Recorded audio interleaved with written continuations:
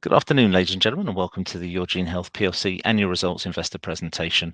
Throughout this recorded presentation, investors will be in listen-only mode. Questions are encouraged and can be submitted at any time using the Q&A tab just situated on the right-hand corner of your screen. Just please simply type in your questions at any time and press send. The company may not be in a position to answer every question it receives during the meeting itself. However, the company review all questions submitted today and will publish those responses where it's appropriate to do so on the Investor Meet Company platform.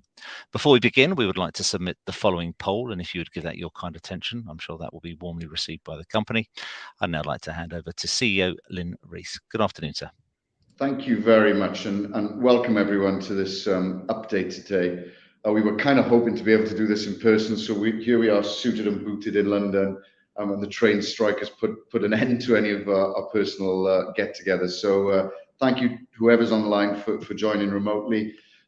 Myself and Barry are going to take you a slide deck. We're very proud to be sharing the full year results for the business last year, as well as updating you a bit of the progress post that interim period. So I think I'd just like to start on this slide, really, just to give a reminder of what this business is today. The business has changed a lot from the pure play NIPT company that we started with when I joined the business almost 4 years ago to this day.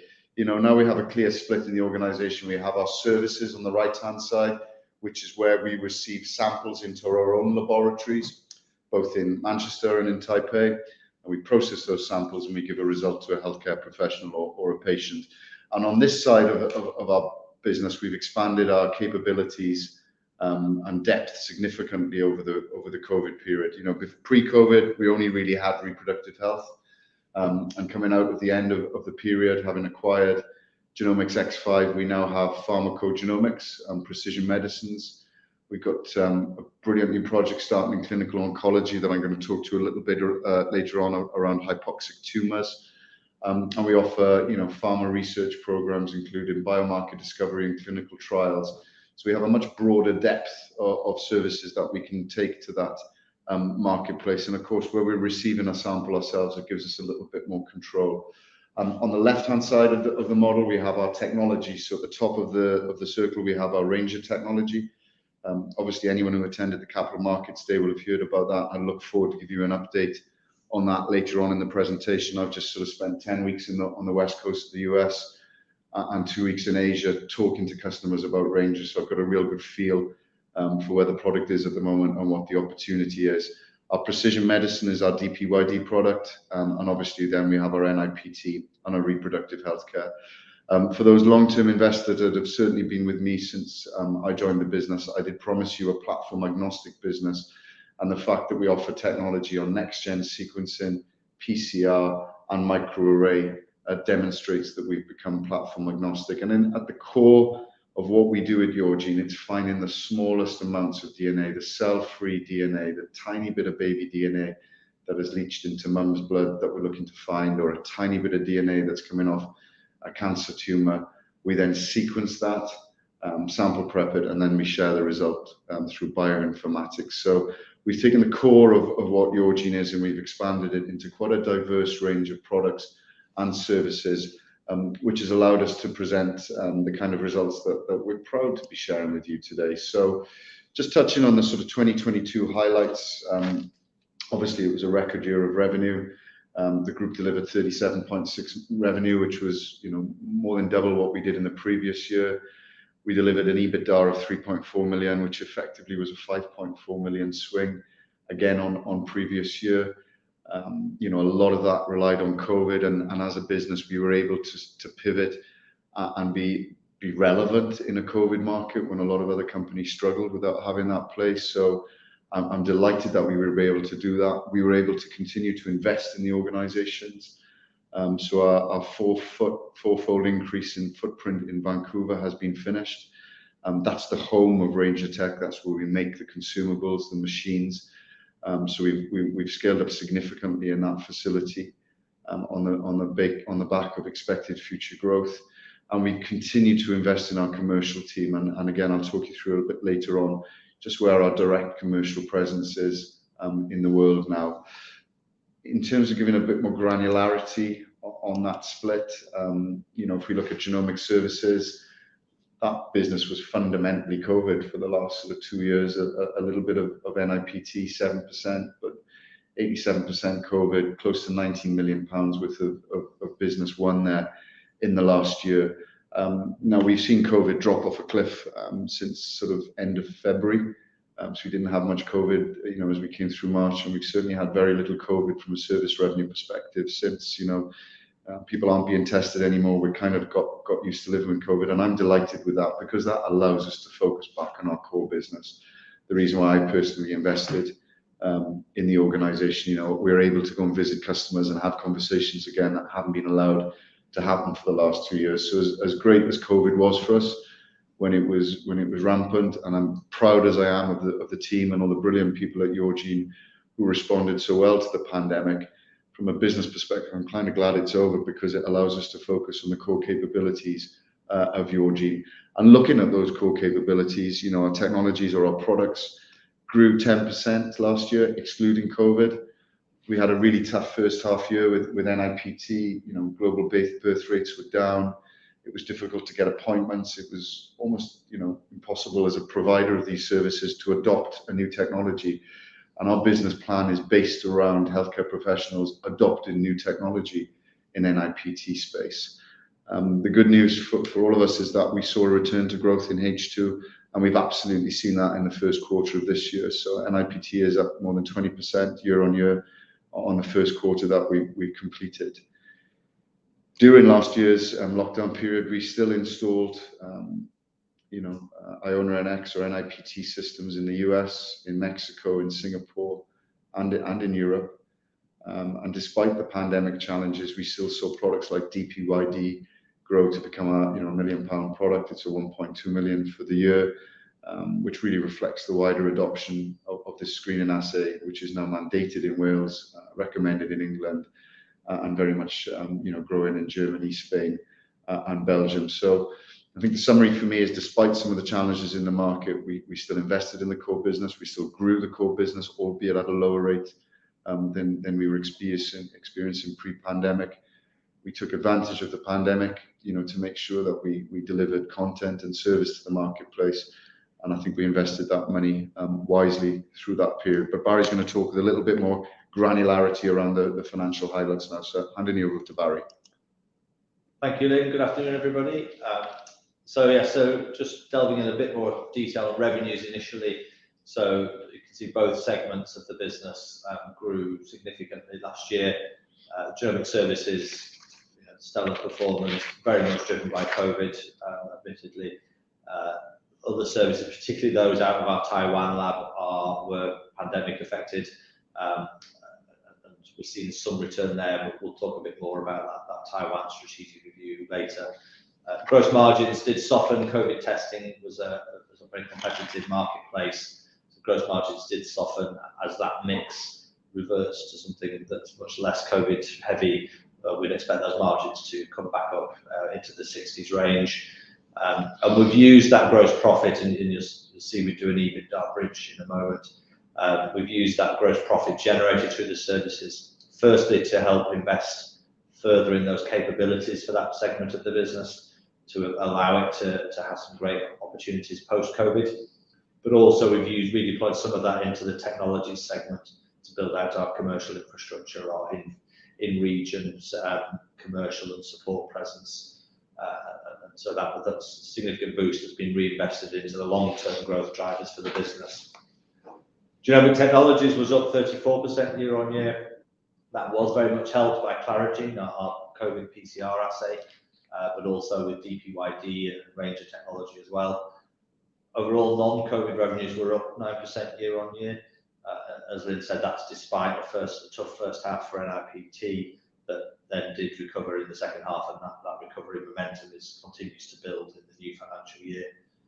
Our PCR range that we acquired with YOURGENE in 2019 continues to be a steady and solid contributor to the business. On the product side of things, gross margins held much firmer. They did soften a bit. COVID Clarigene, again, was a lower margin than our normal PCR products, but those margins should sort of rebalance around that 60% mark. Thank you, Lynn. Next slide. So how that plays through onto the income statement, so that high revenue growth, slightly softer margin percentages, but still a very significant increase in gross profits of 88%. And those two things together contributed to a 5.4 million favourable swing in EBITDA, moved to 3.4 million positive EBITDA from the 2 million loss the year before. This bridge is intended to provide a bit of a breakdown of that. How did that swing take effect? There was a significant gross profit increase of 10 million. That did require additional operating costs, largely driven through the service side of business. So there's a lot more labour, consumables, some unrecoverable VAT, instrumentation, installation costs and repairs, etc., maintenance. So there were some additional operating costs of an extra 2 million coming from there. We've maintained our R&D spending, so we always said we didn't want to just focus on COVID. COVID was, it was there as an opportunity for the business. It was an important contribution to make to the pandemic, but also an opportunity to really generate some funds to invest in the rest of the business. So we've maintained our R&D, typically about £1.8 million a year net investment in R&D. That continued. We got to the end of our transition away from the Thermo Fisher platform, or onto the Illumina platform, I should say. There was a reduction in spend for that transition. And really a lot of the investments in North America, in the US, building the commercial presence there, and also the other OpEx includes investing in range of technology capabilities in Vancouver and globally. Thank you. Balance sheet, not a great deal to report, just for the BD accountants amongst you. Right of use assets and lease liabilities have increased significantly.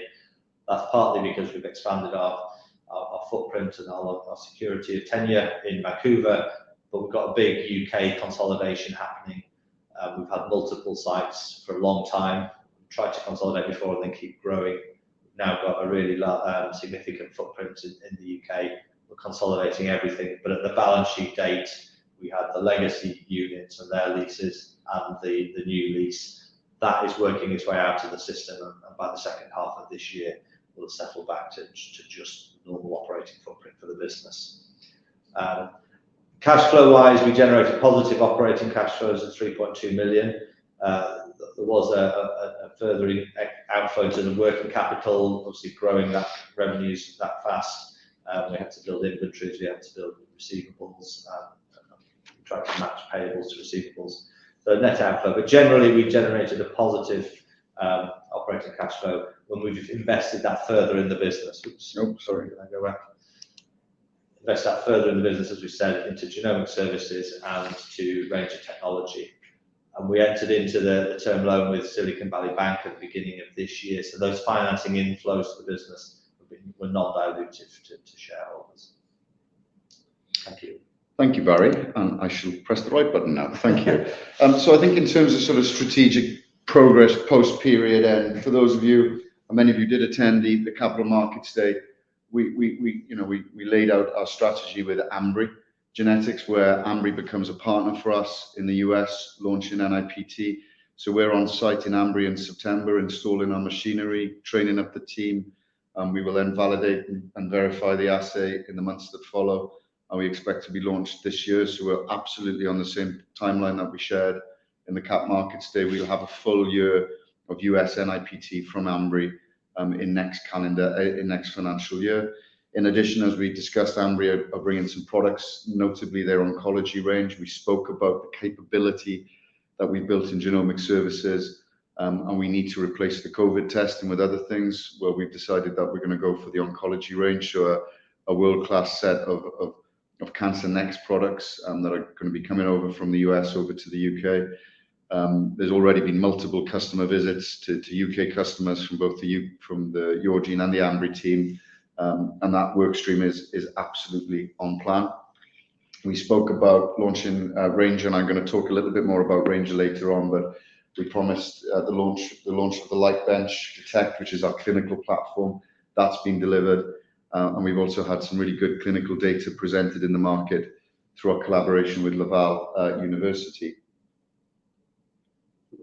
From an NIPT perspective, we've added more content. So our microdeletions went live a couple of months ago.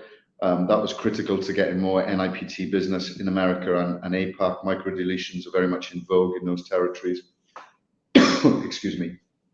So delighted to see that we launched that. And again, that's having an impact of the return to growth, I think, with NIPT that we're seeing at the moment. And as Barry's already mentioned, you know, the operational efficiency review was completed. If you look at our OPEX in the analyst guidance, we go from about 18 to 12. All of that work has been done. We've right-sized the business. 18 to 22. 18 to 22, sorry. We've right-sized the business. We have reduced our headcount appropriately in line with you know, the way the business has changed from COVID testing, and that work stream is done and is now completed. So again, we should see the benefits of that from Q2 onwards. So you were correct. I was thinking revenues. I thought I was correct. Yes, I thought I was correct. Yes. So just to clarify, we have reduced the costs from 18 to 12. Yes. Okay. Right, you did stop me in my tracks. It's my fault for changing the slides on you earlier, Barry. Okay, let's dive into a little bit more detail. I just mentioned that I've come back from the US. I've just spent 10 days going up and down the West Coast, visiting our Lightbench customers. That's a picture of the Lightbench Detect that you can see on screen there. I guess the initial feedback is everyone who's using Lightbench understand its differentiation and the quality it brings. You know, I've sat in multiple meetings with NIPT providers that are switching over to this technology now as part of their existing workflow, which gives us an opportunity to go in and compete for wider NIPT business when contracts are up. The fact that the Laval University data landed at the same time I was out there was perfect timing, because we were able to show data of how effective our system is for speeding up when you can run a sample and reducing the cost of running that sample, because you can use the plastic tubes as opposed to these expensive glass lyophilized tubes that the market has been using historically. The other big take-home message for me was the breadth of segments that range is available for. So I met with NIPT customers. I met with infectious disease customers. So this technology has been used in HIV screening now. It's been used in wound care screening. I met with gene synthesis companies that are manufacturing vaccines and believe that Lightbench Detect and Ranger technology can accelerate the speed to market of vaccines and significantly reduce the cost of vaccines. So I think we hinted at the Capital Markets Day that this has a much broader application, and we're live now finding out that the case, you know, so much so that although we've already invested around Scott Sargent, our VP of Sales in the US, I came back from that trip wanting to invest more in our commercial horsepower, wanting to put more, you know, key account managers around Lightbench, because I think the opportunity is significant, specifically as the market opens again. I mean, normally you'd see Hayden Jeffries sat around by here with us somewhere, but Hayden's in Chicago today. He's at the Association of Clinical Chemistry, which is the largest show that our industry holds each year in the US. It's the show to go to. I should know, I've been to about 23 of them historically, but this is the first time in 3 years that there's been a real life show, and that's where we are talking to potential people about Lightbench or Ranger Tech. We've been at the ESHG show in Vienna.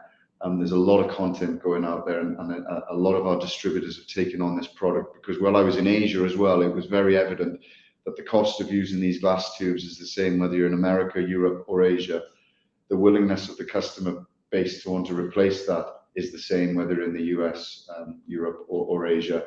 So I think the summary from me is Lightbench is doing exactly what we thought it would do. The timelines that we discussed at the Capital Markets Day have been hit. We're showing great growth on this product in the first quarter, and I continue to be very, very excited about its potential as we roll it out into the marketplace. Bearing in mind, as I said, we did our soft launch about 8 weeks ago. So it's very, very early doors in that launch. With regard to NIPT, and this was you know, the business was originally a pure play NIPT. NIPT still remains very much at the heart of the business. As I said, we launched our new microdeletions plugin last month, which was a fantastic achievement by our R&D team, and really make sure that our product, which was the first product to be approved in Europe, continues to lead the way. So it's a fully automated product that now has microdeletions that, as I say, are specifically vogue at the moment in APAC and in the US. We've got this opportunity to disrupt the NIPT market. You know, we can work with customers who don't necessarily want to use our full NIPT system, but we'll take the front end Ranger tech because it makes such a difference to cost. And we're having those conversations now, and Ranger is effectively becoming the door opener for our NITP business. We further strengthened the teams in EMA, America. I think, as I mentioned, I keep mentioning we're going to go again in America and put more resource around that because I think the opportunity is large out there. And to put this into context, in the last 6 months, we've installed 12 new Iona NXs in labs throughout the world. I don't think we did that in the full 2 years we were in lockdown under COVID. 12 new labs represents about a 30% growth, I think, year on year in terms of number of customers out there with our new Iona NX system. So I've been promising you, I've been saying, look, guys, I can't walk into these markets, shut labs down and switch them onto a new system. As we've seen COVID drift away, as we've seen normality come back, as we're allowed to visit customers and those customer conversations talk about new things as opposed to how are we going to cope with the pandemic, it's very, very clear the traction and the progression that NIPT has made, certainly in the first quarter of this year and the last quarter of the last reporting year. We will continue to invest in R&D, as Barry said. It's close to 2 million, so what's that? Roughly 10% of our turnover if you look at the analyst forecast this year, to make sure that we retain that market position and that our content is the most relevant, and a saleable product in the global marketplace. So, summary on NIPT: the doors are open. We're out there installing. I think our tech services department is a very busy last 6 months, and it's got a very busy 9 months ahead of it. We're making significant progress in the US with Ambry. We've also, as you know, working with EKF and have set up a lab with their ADL acquisition, which is really motoring, very impressively, and we look forward to further updates from the US market for you as we progress through this year. Finally, sort of the main pillar, if you like, in terms of growth lever, is our genomic services. This was the division that pre-COVID was only really looking at NIPT testing. And we've got 6 key growth drivers within this business. Number one is to launch our additional menu on the NIPT. So sex chromosome, aneuploidies. We're adding the microdeletions in Europe, not so much in the UK because it's not really a UK thing.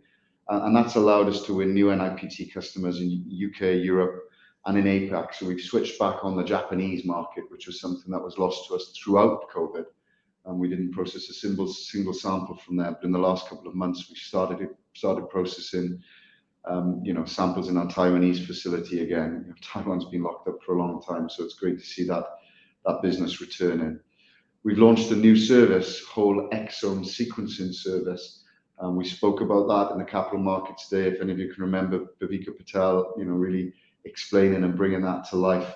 We've launched that and we've got customers. So week in, week out, we're doing whole exome sequencing and we're charging for that. We've got an additional partnership with a hypoxic tumor company. So I'm not going to get too technical here, but if you have a cancer tumor that's failing treatment, it may well be because there's no oxygen getting to it. So understanding the hypoxic tumor levels before you give treatment, and if there's not much oxygen flow into that tumor and you treat that patient with oxygen prior to them having treatment, there's a huge increase in the efficacy of that treatment. So it's another addition in oncology. Oncology is the fastest growing part of our market, and is another step towards cementing a strong position and reputation for providing oncology solutions with our platforms in this marketplace.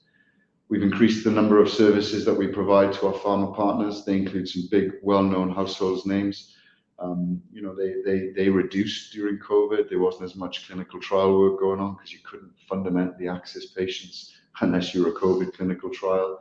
So looking forward, and enjoying the return to normalized revenues in those areas, and a duplicated service in UK and Taiwan.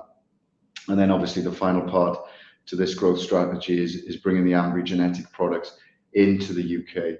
And as I said, we've already visited multiple joint customers together. There's a big roundtable session scheduled for autumn. We're focusing the initial work currently on getting the implementation of our NIPT system into Ambry. But as that's reaching an end in terms of its planning phase, the focus is now about How do we bring the CancerNext products into the UK market? How do we launch them? How do we get the best value of them? And to be able to do that as a laboratory, you have to have the right accreditation. So just a quick note, we're UCAS covered for anything we want to do in the UK. We're LDTS covered for the stuff we like to do in Taipei. And we've just started our clear submission, which allows us to harvest samples from the US and bring them into the UK, which really helps when you're looking at global clinical trials, based out of one lab, and for harvesting samples from the US, around some of our specific capabilities as well.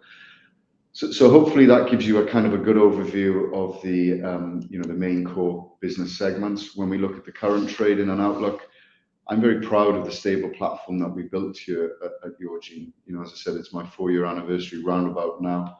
I'm 4 years into a 5-year plan. That plan was kind of put on hold for 2 years because of COVID. The market hasn't been the same. It's been very difficult to predict. It was very spiky. And as we're coming out of that finally now, and as I said, the world's returning to normal. I'm visiting customers. We're out there doing deals in the marketplace.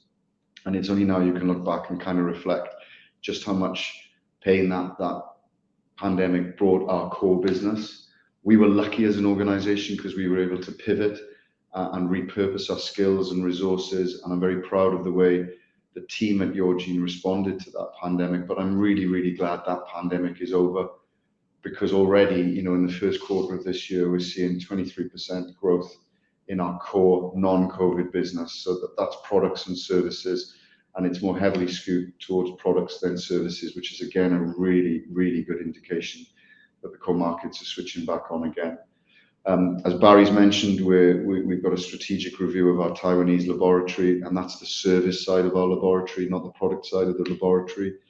You often announce strategic reviews to put a shot across the bows of the team that's there, a team we haven't been able to see in 2 years. We physically haven't been allowed in territory for that period of time, and that's had an immediate response in terms of the performance of the facility. But we are still underway with some strategic discussions around the future of that business, and we'll announce you when we're ready and we finalize those conversations what our plan is. We continue to drive the adoption of Ranger technology, and as I said, I've just returned from 10 very exciting days where all I heard about Ranger was it's brilliant, it's best in class, and our conversion rate and our pipeline at the moment in the US is so high. It's just left me with the motivation to want to have more commercial horsepower in the region to deliver more growth, throughout the organization. So, as we bring this slide to a close, we've got diverse technologies, or we've got diverse products now. NIPT, which, as I said, is back to pre-pandemic growth rates. Oncology, we've got things like DPYD, which is now £1 million plus product and continues to grow. Reproductive healthcare, as Barry said, we bought it to be safe and steady, and it's absolutely providing that to the organization. And this new move into infectious disease. I've gone through the genomic services growth drivers. And what I hopefully you're seeing is a diversified platform of growth opportunities that all span from this core central skill set of looking for tiny bits of DNA, sequencing them, and giving the result to the patient. Just before I sign off and summarize and leave the presentation open for questions, I'd just like to welcome John Brown officially into the role of chairman. So John takes over as chair today at YOURGENE. John, as many of you know, has got a lot of experience, not just in YOURGENE, because he did join the board back in 2019, but significant sector experience in organisations like Axis Shield, Vectura, and more recently, the chairman of the UK Cell and Gene Therapy Catapult. It's great to welcome John on board. We're very much looking forward to working with him and have him governing our execution of this organic plan that we've developed at YOURGENE. But I think it's also very, very important at this point to say a huge thank you to Adam Reynolds, whose entrepreneurial spirit and ability to excite and attract talent to the organisation has helped us grow from a very small company with one product and a lot of ambitions to a somewhat larger company. So welcome, John, and a huge thank you, Adam. So just to sort of summarize where we are today before we dive into the questions, I think YOURGENE Health has developed a serious platform for growth, and we are growing. As I said, 4-year anniversary for me, 6 million to 37 million in that journey. 1 product to 100 products and services. As we sit today after our restructuring, we're about 200 employees across the globe. We have customers in over 65 countries, and we've been investing in that commercial team. So now we have direct commercial resource in US, Canada, Colombia, Taiwan, Singapore, Thailand, India, Australia, UK, France, Germany. And sorry for taking the time to read out all of those territories, but I think it's important to make the point. We're in a lot more countries directly than we've ever been before. We've got 3 operating facilities, all of which we've invested in heavily over the last 2 years, partly funded by COVID gains, and partly funded by a need to scale up to meet our customer needs. So Manchester, Taipei and Vancouver, very well invested facilities, ripe for future growth. What does that mean in terms of numbers and how we affect the people that we ultimately want to give a better quality of life to? Well, in our 2 laboratories, we've processed over 800,000 patient samples. So through Manchester and Taipei, we've received 800,000 samples on which we've given a healthcare professional or a patient a result. If we just look at the pregnancy market, we've helped and screened over 2 million new pregnancies tested throughout the world, since our inception as a business. And if you put that into overall diagnostic tests that we've provided the global market, it's over 4 million. So I think we've moved away from that startup phase. We've developed a very diversified base of opportunities. The organic plan is there for us to hit, whether that's genomic services, whether that's NIPT, whether that's Ranger in additional market segments. So as a sign off for me, diverse income streams, multiple growth drivers, very strong Q1 performance, and a confident outlook based on the analyst forecasts that are in the market. So I'm going to hand the presentation deck back now. I think we're going to open for Q&A. That's great, Lynn, Barry. Thank you very much indeed for updating investors this afternoon. Ladies and gentlemen, please do continue to submit your questions using the Q&A tab situated on the right-hand corner of your screen. But just while Lynn and Barry take a few moments to review those questions submitted already, I'd like to remind you that a recording of this presentation, along with a copy of the slides and the published Q&A, can be accessed via your Investor Meet Company dashboard. Firstly, thank you to everyone for their questions that you've thrown in during today's presentation. If I may, Barry, just hand back to you. And if you could read out the questions where it's appropriate to do so, of course, and hand those out, that'd be fantastic. And I'll pick up from you at the end. Yeah, thanks. And obviously, just before I hand over to Barry, who is the question master, I can't see what questions have come in. So please be kind, Barry. We did receive a number of pre-questions, and they pretty much all related to the share price. And I just want to make a statement on that, guys. I'm trying to control what I can control. So running the business, growing the business, diversifying the business, investing in the right technology, the right facilities, and the right talent has brought us to where we are today. And as I said, when I look back over the period, we have grown in the areas where we could grow. And despite the difficulties that the global pandemic brought, we've still just delivered a record-breaking year for the business. And I don't want to hide from that fact. The share price is as frustrating for us as it is for you, our shareholders. And I need you to know we're doing everything we can to try and improve that situation. But I'll say it again, we can only control what we can control here at YOURGENE, and we're doing our best to do that. So Barry, over to you with some questions. Thank you. There's a lot of questions. At one point, there were already lots of questions from only 2 people, but there's a bit more diversity coming through. What we thought we'd do is sort of group them together into themes, if that's okay, just in the interest of time and coherence of the answers. I'll take the first one just because it's around numbers and to give you a breather, but then it'll be back to you. So a lot of questions around numbers, some quite technical accounting questions about why you capitalise R&D and why you don't. I'd point people to the annual report. We've tried to be very open in the disclosures there, and hopefully they're written in a language that's makes sense to investors. So I would point you to some of the notes in the accounts. They often get overlooked, but we do try and make them informative. The question around updated research. So as Lynn said, there are new notes that come out from Stifel and from Singers this morning. I know they're not always available or accessible to retail investors. I believe Singers are available on Research Tree, which I think is a generally accessible platform. And Walbrook also publish a 2-page summary of the business, and in that they put a consensus set of the key numbers for the business. And there you'll see that, once you stripped out COVID, that the forecast for the coming year is 22 million revenue and an EBITDA of 1.3 million, and that's the level, and then that's rising to 26 million revenues in the following financial year and an EBITDA of 2.5 million. So that's the sort of shape of the forecasts. Within that, for the current year is the reduction in costs, which a few of the questions were about. So we're bringing costs down from the 80 to the 12. Sorry, I was trying to multitask at the time and misheard. And that restructure is, some of that's natural shrinkage as the COVID testing dropped away, but we've actively gone on a big restructuring in Manchester, which is the largest cost base, but also in Taiwan and in 1 or 2 other parts around the group. So we've already completed the people side of that restructure.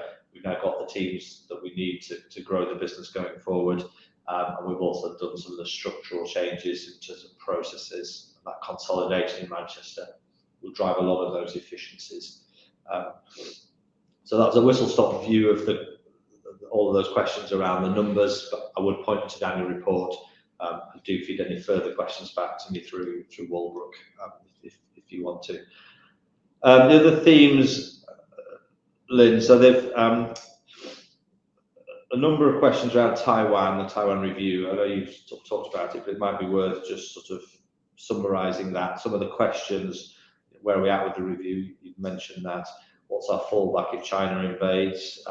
Which is a bit dramatic, hopefully, but then also we tweeted recently about the launch. We had the British ambassador, British consul, at the Taiwan lab, and we were very proud of that launch. So the questions are sort of how do all of those things fit together, I guess? Well, first of all, we've got to keep running the business as usual. Number one, the reason we launched the new lab is because we'd invested in it, and we were proud of that investment. It's a fantastic facility, but the sheer fact that there was nobody there from the UK demonstrates how difficult it is to spend any time leading and managing that business. So we've made our investment, as we've mentioned, and as Barry's highlighted, that business has certainly enjoyed a return to form in the last sort of 4 or 5 months that we've operated it. But we are aware of the longer term, geopolitical risks. So I think because of that, because of the fact that we haven't been able to sort of actively be in there managing that, because it's been difficult for that business to attract samples and recruit samples from other parts of Asia, we decided to have a strategic review. So I was in Asia for 2 weeks, 5 weeks ago or so, to start that process. We have a number of strategic conversations that are ongoing. In terms of the timeline for updating you, I'll update you as soon as I'm able to. But we will certainly have settled by the end of this calendar year what our plan is for Taiwan. And I'd just like to point out to everyone listening as well, we also have a facility in Singapore. And in the region, Singapore seems to be becoming the more favoured place to grow businesses. There's a lot more IPOs now in Singapore than there were maybe in Hong Kong 2 or 3 years ago. So I think already having a base in Singapore gives us a fallback position, to continue growing our products business in Asia from that base. And what happens if I think one of the questions, what happens if we strategically don't exit Taiwan? Then we will continue to support and grow the business, but maybe with more influence from Singapore longer term. Thank you.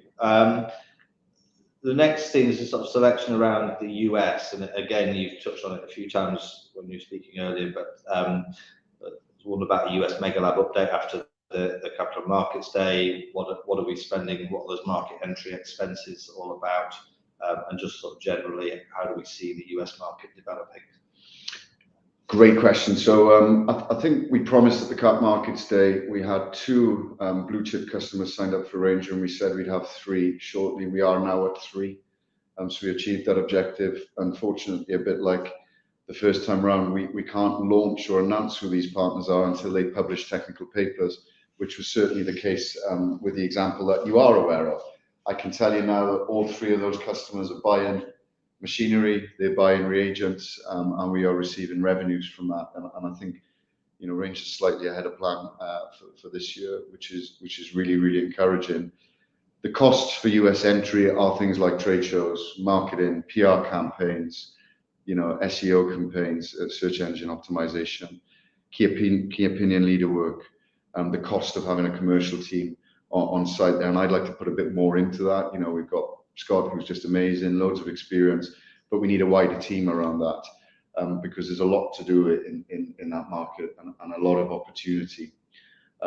So, you know, I'm really pleased with the way that Ranger has progressed, and every promise that we made at the Cap Markets Day has absolutely been delivered. In general, what's my view of the US market? I think 2 things have happened. First of all, COVID, you know, at the moment, or historically, 80%, maybe a bit more samples from NIPT and most tests go to the big super labs in America. 3 or 4 monster labs that process a huge volume of tests. Under COVID, their service slowed down and their costs increased. So I think off the back of that, there was a natural leaning in the US market for people to decentralize some tests. You know, most hospitals, most laboratories have sequencing capability now. They want to sweat those assets, you know, sweat the big Illumina machines that they've bought and run more content on them. And I think the pandemic kind of accelerated that thought process because they'd struggled with supply chain and costs into the mega labs. I think the second thing that happened was ACOG, the Association of Clinical Gynecology in the US. It's been a long day, sorry. Probably said that about 100 times and never got it wrong. They've supported NIPT testing, so it's now completely reimbursed by all the insurance companies. And I think that has made the product more normalized. So now it's not a new technology, it's considered an adopted technology. And again, you know, if you're a lab working in, you know, Boston or Texas or wherever, and you're currently sending your samples over to California to have them processed by these mega labs, and this is now standard technology, why would you not look for an alternative to have that product decentralized and bought in your own lab? And we are the one company that do that. We are the only company that in the US can take a next generation sequencing NIPT test and situate it regionally in any lab, any hospital in the whole of the US. So we've seen an uptake in interest. As I said, the reason we're looking for additional commercial people is to manage the pipeline that we currently have built. As a mixture of those 2 things and the fact that Ranger is such a door opener for anyone that's using any kind of you know, liquid biopsy at the moment, so drawing blood for cancer screening or drawing blood for reproductive NIPT health screening. So my overall summary of the US market, it's never been in a better position for an organization like us that offers a decentralized NIPT service. We've been severely handcuffed in the last 2 years and you know, impossible almost to impregnate that market, despite the willingness of our customers and our partners. What we've seen in the last 4 to 6 months is that has unlocked. Conversations are flowing, plans are being made, and I'm really, really happy with the overall progress. Great, and there's a couple that sort of follow on from that then. So one question is around, it named a specific incumbent and how they might react. I'll generalize it. So if we're going in with these disruptive technologies, how do we think the incumbents will react, if at all? Okay, so I think, oh gosh, in NIPT we're becoming a bit last man standing, Barry. I mean, when I joined the market and I made my initial investment into YOURGENE, there was Roche, had just bought Ariosa and was supplying product into the market, PerkinElmer, you know, Illumina, Thermo Fisher. And I think over the last couple of years, as the IP position has become more clear, you know, Roche has left the market. They're absolutely no longer in the market. We don't come across them in any tenders, in any competitive situation. Natera, who own one of these big mega labs, and you can read your own press releases and RNSs about Natera, but they are, you know, vehemently saying they're pulling away from NIPT. There's some challenges there legally, I think. There's some press you can go and read yourselves about that, but they're focusing more on oncology now. Illumina have got this big partnership that they're doing, you know, trying to do with Grail, and that seems to be more oncology focused. So we're the only real pure play NIPT option in the US at the moment. We still invest in the technology. We've added micro deletions. We've got further plugins that we want to add. We're always looking at ways to improve our automation. We bought Ranger Tech to improve the process. So we're a company that's still investing in NIPT, still talking about NIPT at a time when the US market seems to be growing significantly. So I think there's a lot of those incumbents, Barry, have now left. And the one that is left, well, every time we sell a system, they sell a sequencer. So it's really a win-win for them, I guess. So hopefully that's answered the question. Well, the other one that was mentioned was around tubes. Yeah, well, I mean, I can't comment how the tube manufacturers of the world are reacting to this news that has broke recently in the last 4 weeks. It's probably a bit early to gauge their reaction, but it's not of my concern. There's been a monopoly around that, what would appear to be a monopoly around that provision of those services for a long time.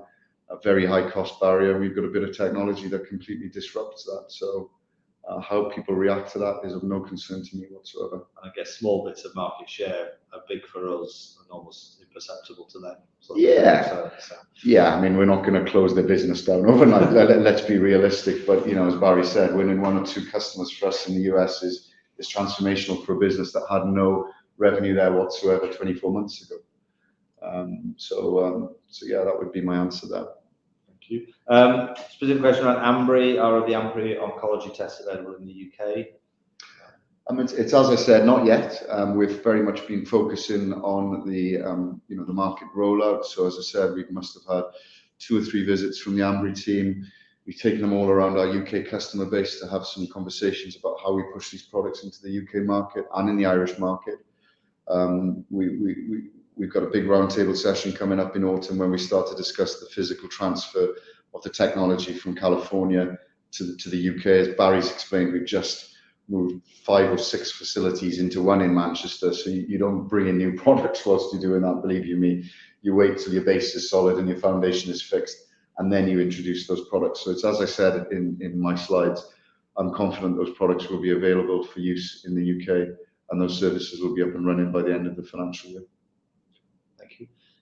Despite the fact I'm enjoying this, I'm going to ask the 2 last ones. So the first one is about risks. So what are the significant risks to the plans?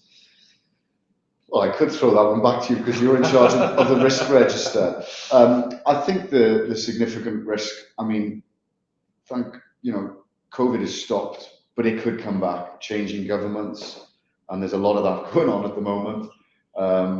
Change in the way that disease hospitalizes people. We're all learning to live with COVID, and as the virus has mutated, it appears to become weaker. I'm no expert, but should that change and we go into lockdown again, then all the challenges that I've just talked about being grateful are over for us could come back into play. That's a real risk.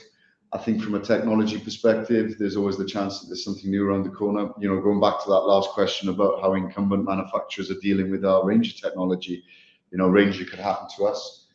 That's why it's important that within the size of organization we are, that we continue to commit to R&D expenditure to make sure our product is top class. I think there was some risk around regulatory that we've covered now. We've boosted our quality team as the IVDR regulations come into play, but even they were extended because of COVID, so we've got a bit more time now to deal with them, and I think we're compliant and moving forward in the right direction, and there's some really high quality leadership within that side of our business. So yeah, those would feel the main risks to me. Barry, I don't know if you want to add any more into that mix. Someone's asked about tax risks. I'm not quite sure. Well, that's definitely in your camp. I'm not quite sure what they're getting at. I mean, the business has been growing, so it's been investing, it's been loss-making in a number of places. So we don't have significant tax risks in the sense, actually, we've got an opportunity to utilise historic tax losses, which was another question as well. So we're not overly sophisticated on that, but it's more of an opportunity than a risk, I would say, on tax.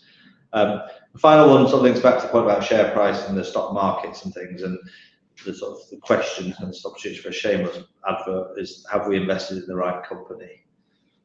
I believe I have, and hopefully after listening to today's presentation, you will feel the same. I think, the stock market I've never seen it like this. It's so influenced by small, retail sales of shares. It's been very unpredictable in the last 2 years. And so, sorry, we just had someone come and join the room. It's been very unpredictable during the COVID period.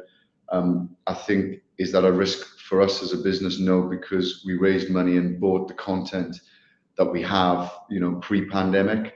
So the organic growth levers that we refer to now, of which there are many in YOURGENE, are already embedded in the business, and we don't need extra cash to convert them. We just need to execute. So yeah, I mean, I think that this business is seriously undervalued, given the fact that, well, look at that last slide, 37 million pounds worth of revenue, 4 million tests sold into the market, 200 employees, 100 products and services, and I think that the valuation or the share price isn't far off the share price that I joined the organization in, which had significant debt, one product, a big legal case hanging over it. So I think now is a great time to invest. I think those of you who have invested over the last 4 years along the journey with me, I certainly don't regret my investment decision, and I look forward to converting that, which I'm sure will happen in the future. That's great. I might interject there, given the fact that every question you seem to answer, somebody else throws another one into the mix. So, Barry, your fun is now have to end, I'm afraid.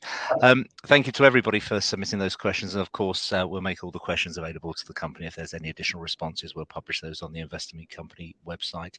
Lynn, Barry, I know investor feedback is particularly important to you both, and I'll shortly redirect those on the call to give you their thoughts and expectations, but I wondered if I may, Lynn, just before doing so, just ask you for a few closing comments, and then I'll send investors to give you their feedback.